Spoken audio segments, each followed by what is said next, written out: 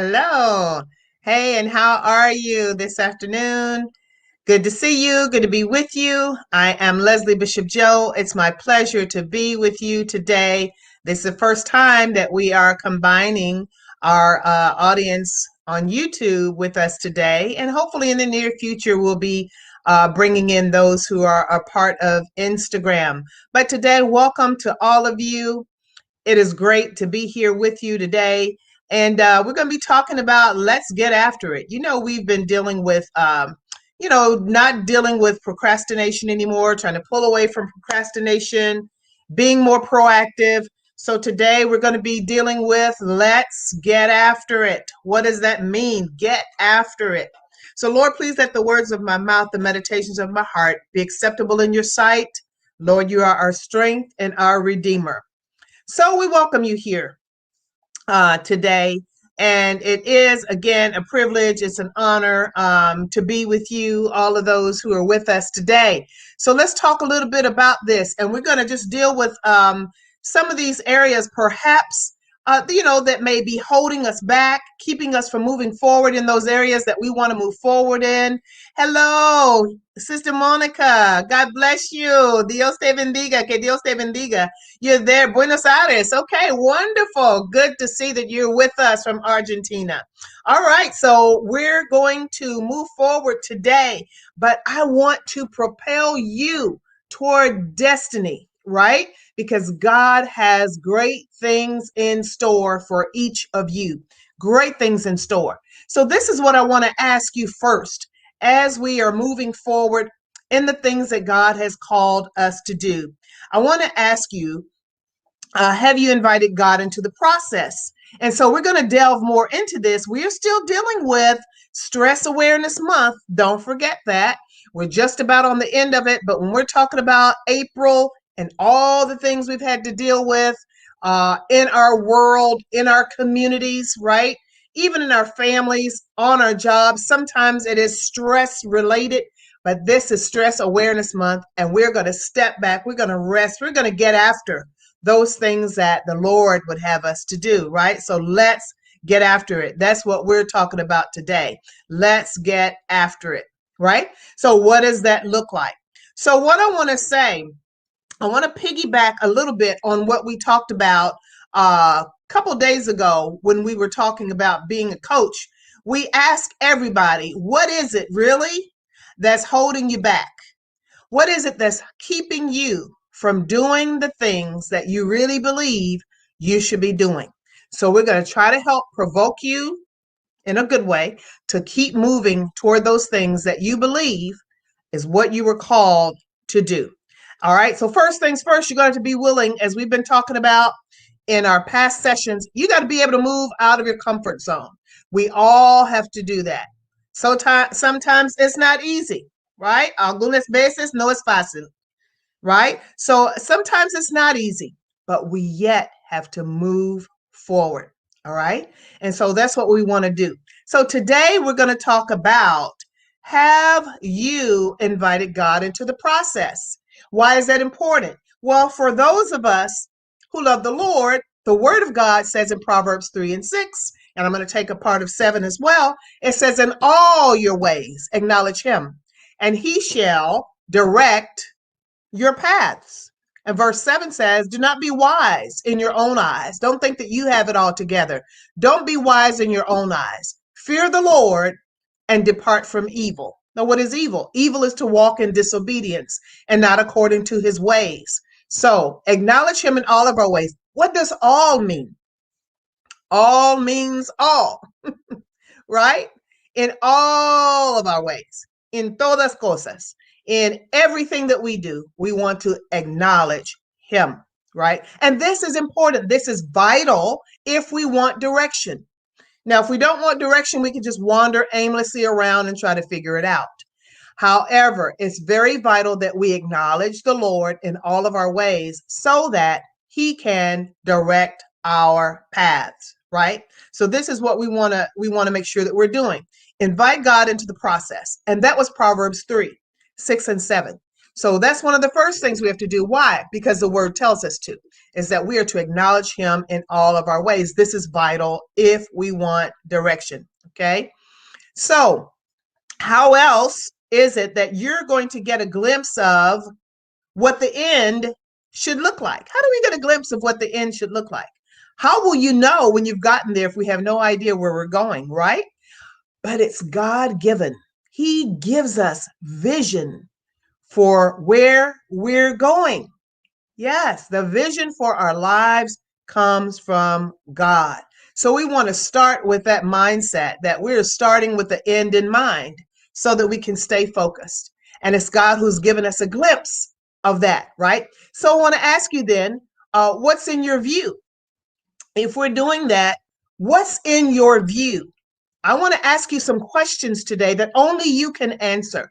What do you have in your view, right?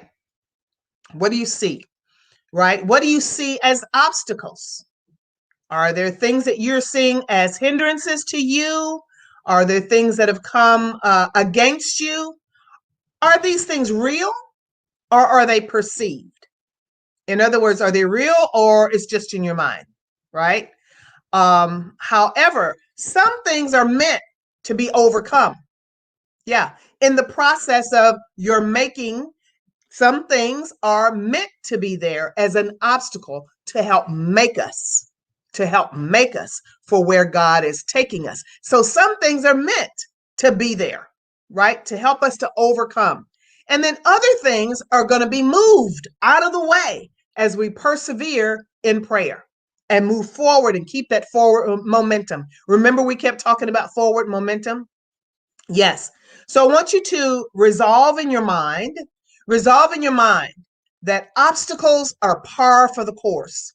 What does that mean? It's par for the course. It means that it's going to be expected. It should be expected that we're going to have some obstacles.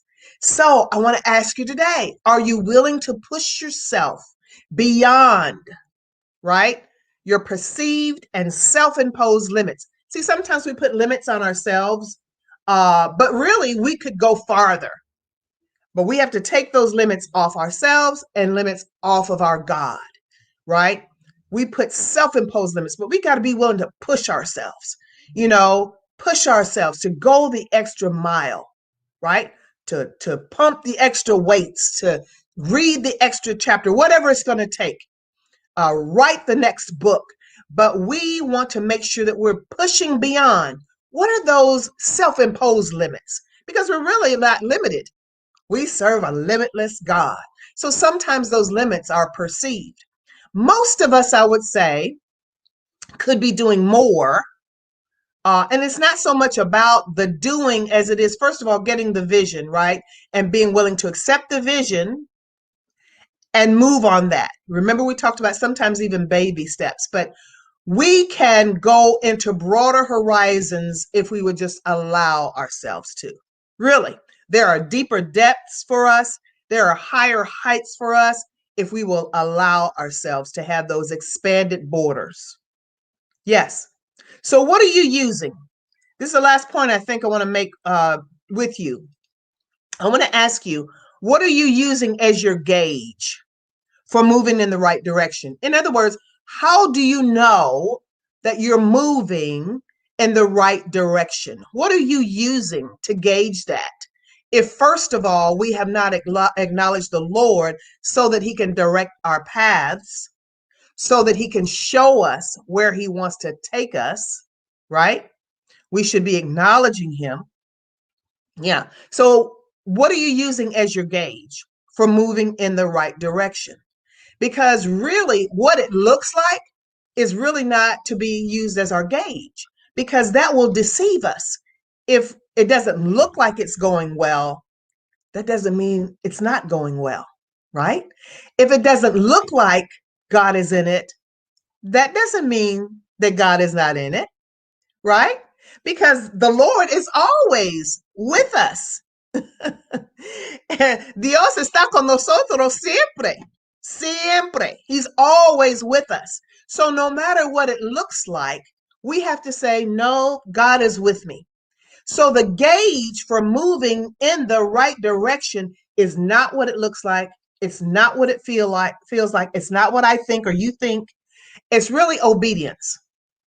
It's really taking what God has shown to us and deciding that, you know what, I'm going to keep moving toward that. I'm going to keep my focus in mind. I'm going to stay prayerful. I'm going to acknowledge the Lord in all of my ways. Why? Because I want him to direct my path. Obedience is your gauge. Am I still doing what the Lord called me to do? Or have I veered off to what I think is best? Right? So rather than who's supporting you, who accepts what you're doing, who's cheering you on, those are not the gauges for whether or not we're moving in the right direction. Let me tell you something. Sometimes the cheers don't even come until you've arrived. Nobody's cheering you on. Sometimes the cheers don't come until you cross the finish line. Have you ever noticed that in a race? Sometimes the runners are running, they're running, they're running. And it's not until they get to that finish line that they realize, oh, wow, there's a crowd of people here saying, come on, come on, come on, you can make it. And guess what? Sometimes you won't get the cheers at all. Sometimes the cheers don't come at all. Even when you've made it, but sometimes the cheers don't come. So that's not what we look at as our gauge for, am I moving in the right direction? No, obedience is your gauge, always. Obedience, obedience, following what the Lord has said. This is what I want to say to you as we wrap up today. I want you to learn how, if we're going to get after it, you must learn how to become your own best cheerleader. You remember David had to learn how to encourage himself? That's what you have to do. There's nothing wrong with that. Being your own best cheerleader and encourager. Encourage yourself, right? This is not being conceited. It's not being self-centered. None of that. It's about really a spiritual thing. We have to learn how to do that because you can't look for things from other people when God is leading you on a journey. Sometimes we're looking to people when they can't be our backdrop because they don't know what the Lord has said to you. They don't know where he's taking you. Have you ever thought about that? When you're looking for people to give you kudos and say, okay, yeah, you're heading in the right direction. You're doing the right thing. They don't know. They don't know because they don't know what the Lord has spoken over your life. And that's why the word of God says, acknowledge him, not acknowledge them, acknowledge him in all your ways, and he shall direct your path. Who's leading you today? Because if we're going to get after it, we got to be hearing what the Spirit of the Lord is saying, right? Yeah, we want to hear. We want to hear what the Spirit of the Lord is saying today. That's very, very important to us, right? Because he's speaking. Yes. El Espíritu de Dios está hablando ahora. He's speaking right now to you and to me. But we have to listen, right? And so we want to make sure that we're following what he is saying to us. All right. So I'm trusting that you have been encouraged today. Let's get after it. I'm here today to continue pushing you with some forward momentum. I've asked you some questions today. Hopefully you'll take those into consideration, right? And continue to encourage yourself. Yes, Sister Karen, glad that you're here. Oretta, thank you for being here today, right? Glad that you're here. Glad that you're here. Because this is the thing. Use only the voice of the Lord as your gauge. Use and your obedience is what speaks to whether or not you're moving in the right direction. All right. So we're glad again that you decided to join us, Sister Monica. Bless you there in Argentina. And we thank God for each and every one of you. All right. So we're going to let you go. And if you have anything else to say about what it is that we're talking about today, put it in the comment box. I'm asking you to share with somebody else, to tag somebody else. Let them know that we're here, right? Maybe you can go to our Women in Ministry-WIM page and like it there on YouTube as well. This is the first time we're doing both. And like I said, we're hoping to pull it over to our Instagram, okay, soon. So we'll see if we get an audience there as well. But we love you all very much. All right, keep moving in that direction that the Lord has designed for your life. Let's get after it. Don't give up. Don't give up any ground. I'm going to be checking in on you tomorrow. All right. So we look forward to being back with you tomorrow. All right. God bless. Have a wonderful, wonderful afternoon.